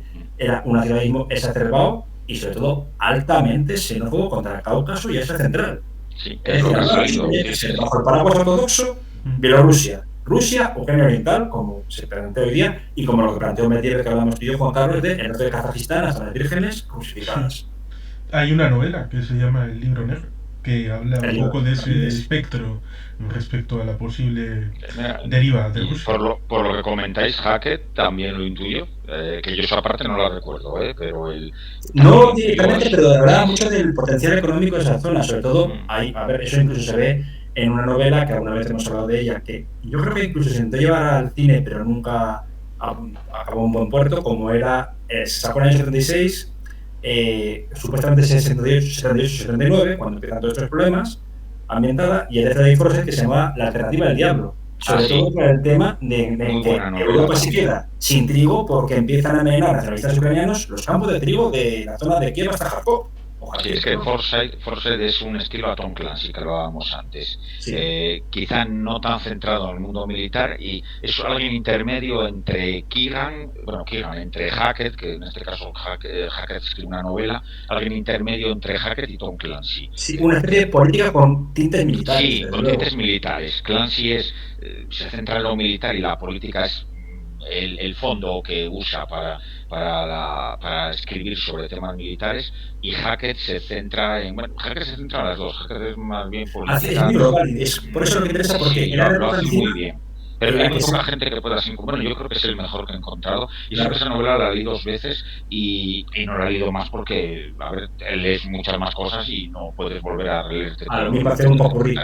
Pero, como que lo hablé también muchas veces con Juan Carlos, durante muchísimo tiempo, la geopolítica, geoestrategia, que estuvo muy vinculada al movimiento nazi, no vamos a negarlo, con lo de Levenron, etcétera, era una ciencia paria. Hasta que gente como Isla Kos, con el libro famoso aquel de la geografía, un arma de guerra, es un arma de guerra, o por ejemplo también otros clásicos, la revista Herodot, etcétera, etcétera, etcétera, la recuperan diciendo, oiga, que una ciencia la haya pervertido 4 idiotas, o 5, o 1 millón, por desgracia, lo que sea, no quiere decir que no sea útil. Y cuando saca esa primera portada de Herodot, que es cómo los norteamericanos bombardean el Río Rojo para destrozar a las tropas, ahogar a las tropas norvietnamitas, pero también hacen un genocidio sobre la región, porque mueren 100.000 personas, dice que sepan ustedes que la geografía es una arma para la guerra. Hackett también lo indica en su propio libro. Keegan, el propio hombre lo dice, un arma de futuras guerras. Da que pensar. Y creo que todas estas ciencias son ciencias auxiliares entre ellas mismas, que buscan un fin común, que es entender algo tan primigenio, como dice David, como es la guerra. Y que es el poder. Realmente es el poder, todo es el poder. El poder puede ser un poder político, un poder económico, un poder personal, pero a fin de cuentas la explicación a todo es el poder, y la explicación a las guerras es el poder. Sí. Y ya está, es el poder. Llámale, necesito más comida, pero es poder, todo es poder. Hablo de comida, las guerras de la antigüedad, ahora pues van por otro camino. Que lo que decía antes, que a veces, usamos vocabulario a veces para entendernos pero todo es mucho más simple de lo que... Y yo creo que el estudioso de estas guerras, no hablo por mí en absoluto, pero como Hackett, por ejemplo, o Keegan, porque cuando les lees, ellos van a lo simple. Es que es simple, es simple, no se complica en la vida, eso es, y no es que no hace falta más, y cuando vas a lo simple encuentran la respuesta. Quizás eso sea su truco, que no han dado con tantas claves del futuro, o de las guerras que iban a venir después, o la geopolítica que iba a venir después de que ellos escribieran, porque se centraron en lo simple y no se dejaron sacar mil ramas en la nube, sí, es así, no se han metido en una nube que se han ido con conceptos, con historias No y se al metieron final en no ves el punto. Y al Efectivamente. final, a veces lo sencillo es lo mejor. Y en este caso, creo que los dos lo consiguen. Keegan, yo he leído otros libros de él, por eso lo digo, ese lo tengo pendiente, me lo leeré. Pero ese no lo he leído. Pero bueno, el resto de libros veo que va por el mismo camino que va en ese. Claro, quiero Este decir, libro fue gestión del novedoso servicio. porque ¿quién se esperaba un atlas que definiese guerras futuras y que encima fuese bestseller con solo 100, creo que son, creo por aquí no me acuerdo ahora, 155 páginas? Y Mm. dices, es que ha definido todo, claro. Vuelvo a repetir, incluso llegaba a citar lo que era Irlanda del Norte, luego la República de Aire, y Sí, una posible confrontación por quién permanecería en el seno europeo. Estamos hablando de que se adelantó sí, pues sí, 33 años a la salida final o 30 años, porque empieza en sí. 2016, al Brexit. Eso es Pero, impresionante. pero ciertamente había hilos por allí, en los Mm. años 70 finales, porque en Irlanda, como Reino Unido, entran en el 72-73. También hay pequeños detalles por ahí que cuando uno va a la biblioteca universitaria buscando otra cosa y encuentras, por ejemplo, que había planes de resignificar toda la zona del norte de Irlanda para recolocar aquellas zonas que estaban dudosas para poner a los católicos hacia el sur del norte de Irlanda y poner a los protestantes más cerca de Belfast, y así antes de entrar en la Unión Europea resolver el asunto. Y esa era una forma brutal que Ghettoizando el propio afortunadamente Belfast, no sí, se sí. hizo, que también lo tenían pensado en Sudáfrica para hacerlo con los bantustanes y todo aquello. Bantustanes y todo, sí, sí, sí. Y Y con la viña. ciertamente Sí, eso Namibia, significa sí. que en el 75 hay un primer Brexit en el 75, de si se quieren estar en la Unión Europea o no. Con lo cual ya en ese momento ya hay asunto para mañana, no es el asunto del Brexit en 2016. También está que en el año 71, 72, 74 se quita la convertibilidad del oro dólar, porque el señor de Gaulle dijo al presidente Nixon que quería de vuelta sus dólares en forma de oro, y no tenían, y por lo tanto Nixon lo único que pudo hacer es eliminar la convertibilidad, y 2 años después en Jamaica se hizo una reunión del Fondo Monetario Internacional para ya oficializarlo. Pero en el 79 se establece el sistema monetario europeo. Nace el ECU, del que llegará 20 años después el euro, con lo cual ciertamente ya en el 79 también hay un hilo a través de la moneda única. Tenemos la guerra entre Vietnam y China del 78-79, que tiene que ver Por Camboya, sí. con Camboya, que tiene que ver con el Khmer.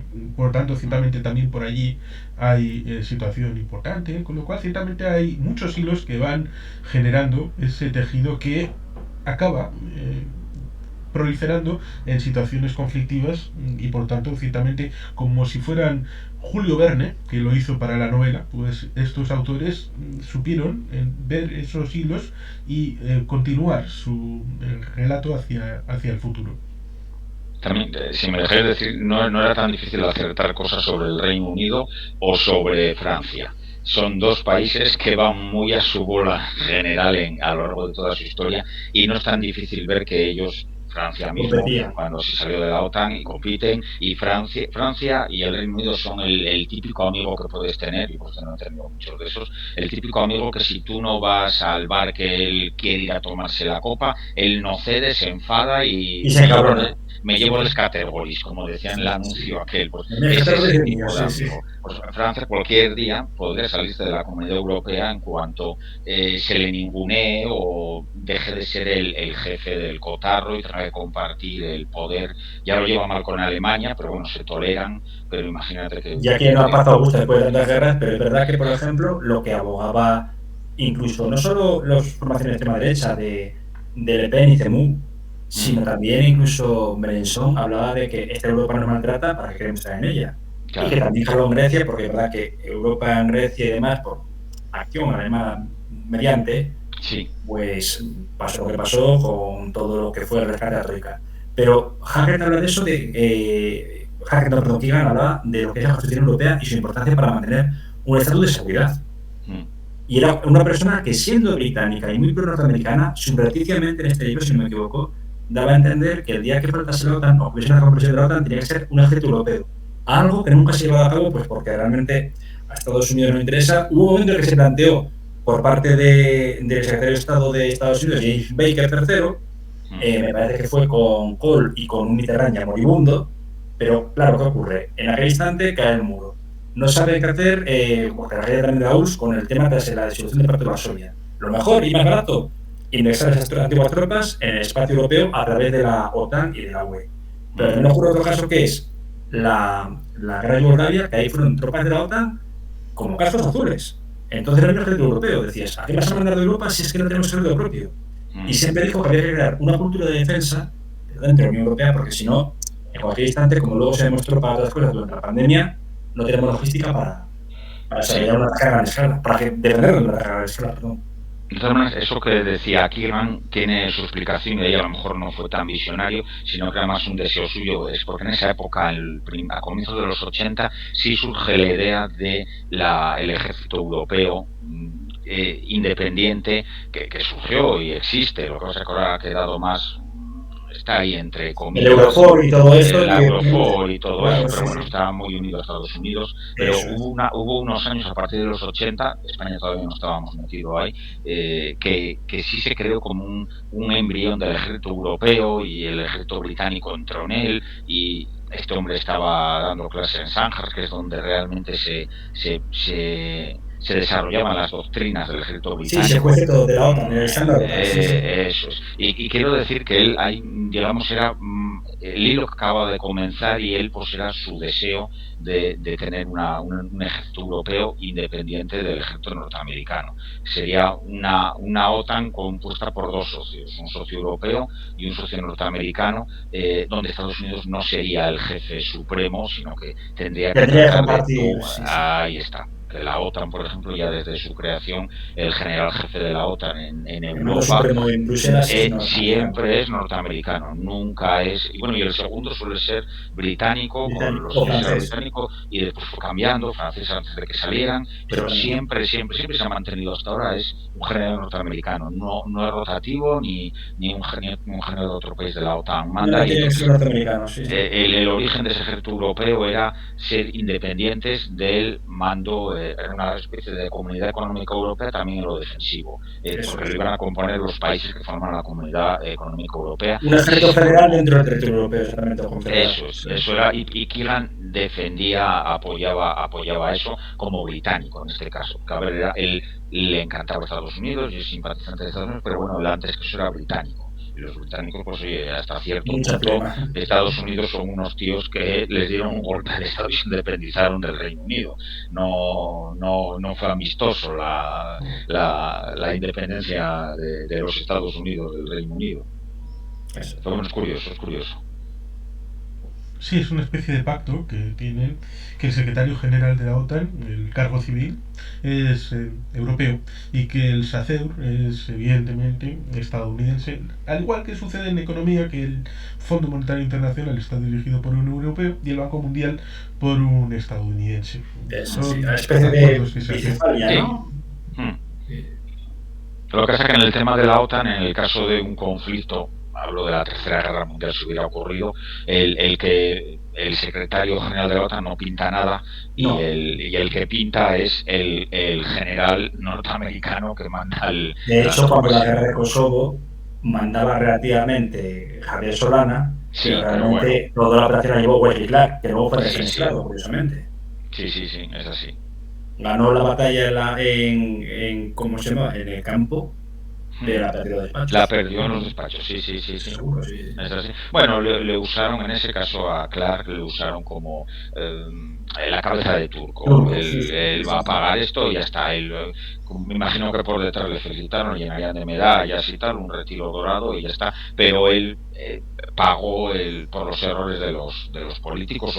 Y también, por ejemplo, luego cuando se descubrió que Lucheka, y ahora está siendo juzgado, Hashim Thaçi, posteriormente presidente de Kosovo, había traficado con órganos humanos, supuestamente, muchas cosas, claro, dijeron, pues aquí el mando militar que estaba suministrando armamento a los guerrilleros de la UCK era Clark, pues tienes que dimitir. Y se le hizo una marrada, literalmente, sí.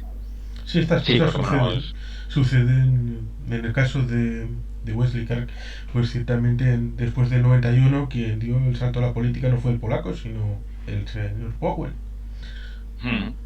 Sí, efectivamente. Y también por aquella época había otro hombre que le llamaban Darth Vader por su mal humor, que era un británico que era Michael Jackson, se llamaba. O sea, Michael Jackson, Ese no que lo estuvo recuerdo, como un mira, ese no lo general de recuerdo. los buenas, de los Red Berets, que fue el Sí. que se enfrentó en el stand-off del aeropuerto de Pristina contra los Ah, ya sé rusos. quién Él es. estaba Ya sé Julius quién Bek, de es, sí. Kurov, ahora viceministro de Mm, Defensa de Rusia, de la Federación Rusa. Anteriormente había sido presidente de Ingushetia, pegado de Chechenia, muy peligroso. mm, Y los dos estaban cara a cara y la pregunta fue, ¿quién se va a matar primero al otro? Y al mm. final, pero es que distante, fijaros en una ciudad que son, creo que no creo que haya medio millón de habitantes, aún así se concentra el 90% de un protopaís como es Kosovo, ahí pues puede ser desencadenar la tercera guerra mundial perfectamente. Sí, sí. Porque ahí se quedan dos potencias, ejército contra ejército, peleándose. Ni más ni menos. Sí, Sí, al llegaron final, a... bueno, tuvimos suerte. Sí, los rusos bajaron cambiando por el camino lo de la KFOR Sí. porque venían de ser la SFOR allí en Bosnia. Pasaron a través de Serbia, que les dejaron. Y ambos llegaron al aeropuerto y a ver quién toma el aeropuerto, a ver quién se va. Y ahí fue ciertamente uno de esos puntos, porque la gente recuerda el año 62, el asunto de Cuba, pero a lo largo Sí. de la Guerra Fría habéis mencionado también a Abel Archer en el año 83, Mm, por supuesto Petrov con sí. ese cigarrín que se fuma para dejar que si estos nos van a atacar, ¿cómo nos van a atacar con 5 misiles? Hombre, atacarán con todo. No, Pues claro, ciertamente hubo Mm. muchos más momentos en donde se pudo desencadenar la guerra mundial. Sí, bueno, en este yo no creo que hubiera sido una guerra mundial como la que nos imaginamos de estos libros, nuclear y tal, pero ¿no? un Conflicto conflicto abierto, sí. armado, sí. Sí, sí, Habría sí. Y habido muy un conflicto peligroso, ¿eh? abierto Muy, entre muy ellos, peligroso. sí, a saber a dónde hubiera llegado, porque claro, según los que estén en el otro lado y los que estaban en la parte rusa, lo que comentas tú no eran precisamente los mejores de cada casa.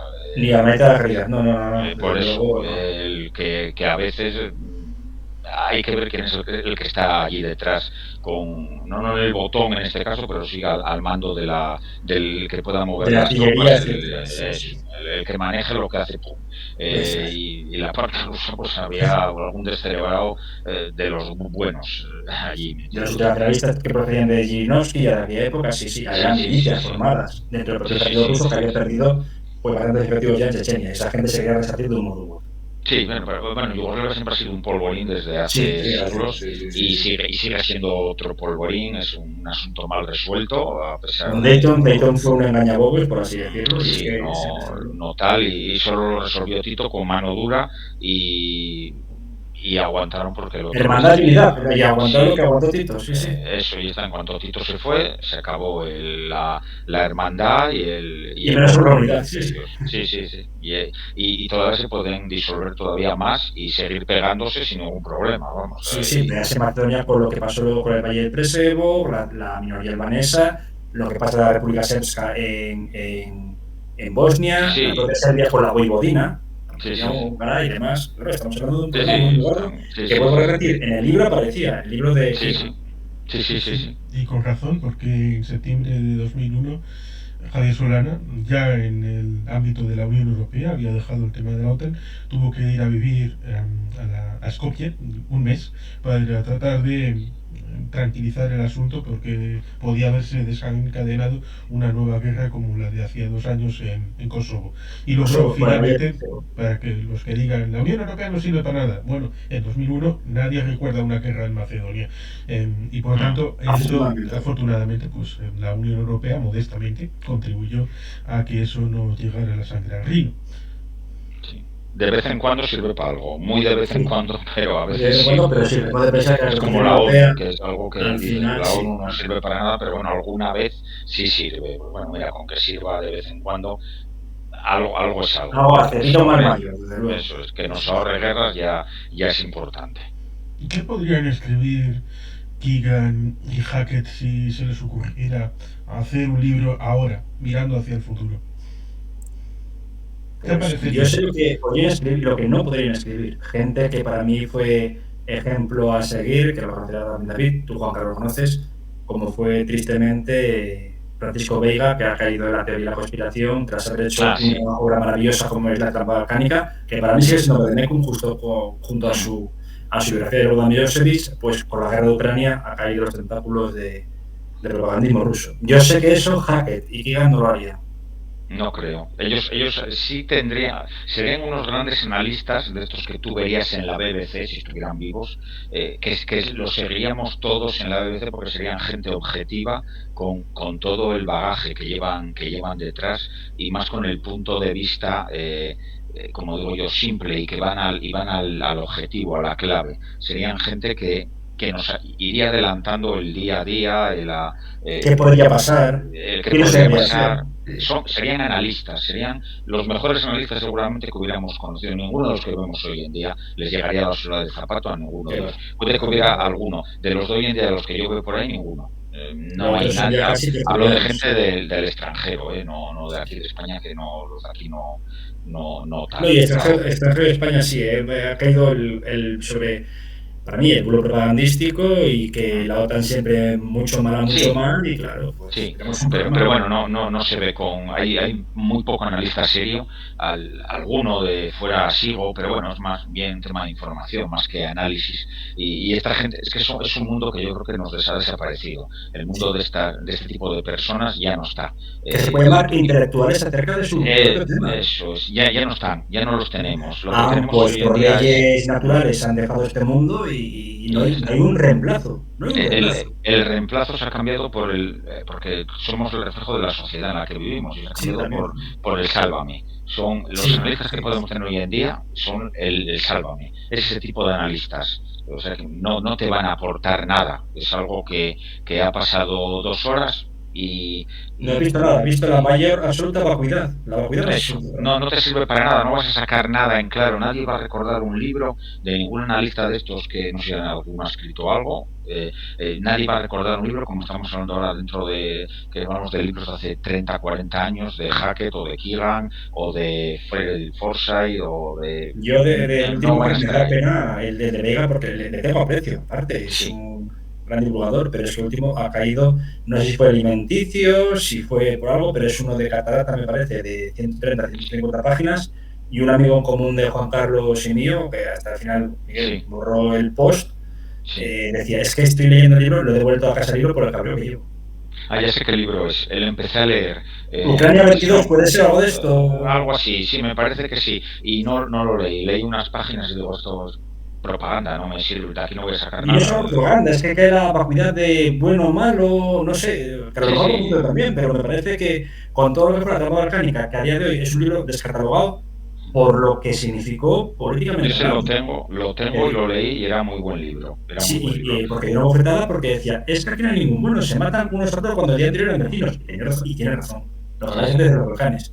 Pero de repente, pues no sé qué ha pasado. Los últimos comentarios que hizo cuando entrevistaron al inicio de la guerra de Ucrania, en TV1 chirriaban un poco, pero también se unió a gente como Pog de Feliu, que Pog de Feliu representa la urticaria tremenda por decir, por ejemplo, que el Holodomor no existió, que todos son nazis en Ucrania, etc.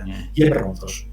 Esto esta gente no lo haría, diría. Yo no le sigo un problema de que hay unas milicias de extrema derecha indexadas en las antiguas milicias de la Guardia Nacional Ucraniana, pues sí, pero mire usted, es que a la otra parte del río Dnieper lo que hay no son precisamente, digamos, soviéticos, ni mucho menos de ideología. Solo hay que ver al señor Utkin, muerto tras aquel accidente de avión, que tenía tatuajes neonazis por todo el cuerpo. Y Prigozhin sacando a la mayor gandalla neonazi de la cárcel para nutrir al grupo Wagner como carne de cañón.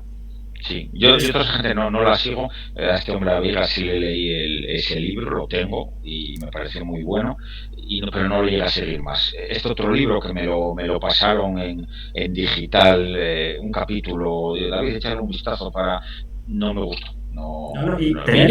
Tuvo el turco, el de la Constitución Europea durante la Guerra Fría, que se llama La Gran Esperanza, no me acuerdo del nombre. Y eran buenos, pero de repente, desde 2018 pasó con mucha gente, como fue Bueno, con los baños, pues... sí, con el coronel Baños lo mismo.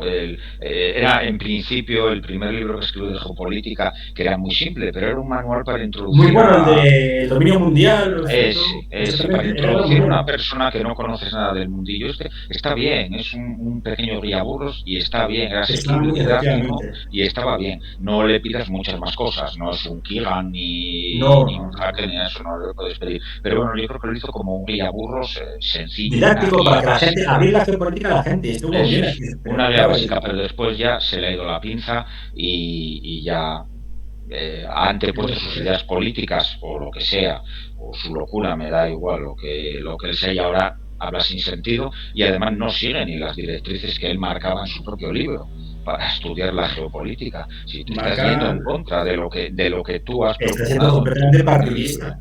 efectivamente, Claro, está pues siendo completamente partidista, es no así. sirve, yo no le sigo, ni me molesta ni me deja de molestar, pero no le sigo porque Eres puedo amable. perder el tiempo. Es cambio ese giro de 180 grados, sí, sí. Sí, son giros que da la gente y está claro que hay gente que o lo tenía de antes y lo tenía oculto o simplemente han cambiado de opinión por vivencias personales. En el caso de este hombre yo creo que son vivencias personales Sí, sí, sí, mucho, mucho lo que... y El no nombramiento en resentimiento, 2018, ahí está, resentimientos de algún tema en el ejército, hizo un curso en China también de Estado Mayor me parece, y bueno, algo le gustó de allí y no le gustó de lo que iba yo en desde la OTAN, aquí. claro. Y sí, algo raro, pero bueno, oye, es asunto de él. Pero bueno, son gente que a mí ni me molesta ni me dejan de molestar, simplemente no les sigo porque no me van a aportar nada. Nada, Prefiero no, seguir a gente que algo me van a aportar. Lo que pasa es que es cierto que hay mucha gente eh, que, que no es capaz de discernir entre los que te van a aportar algo y los que no. Tienes una mezcla y a veces sigues más a los que no te van a aportar nada, porque como son un sálvame, es más ocurrí malo, sí, entretenido, sí.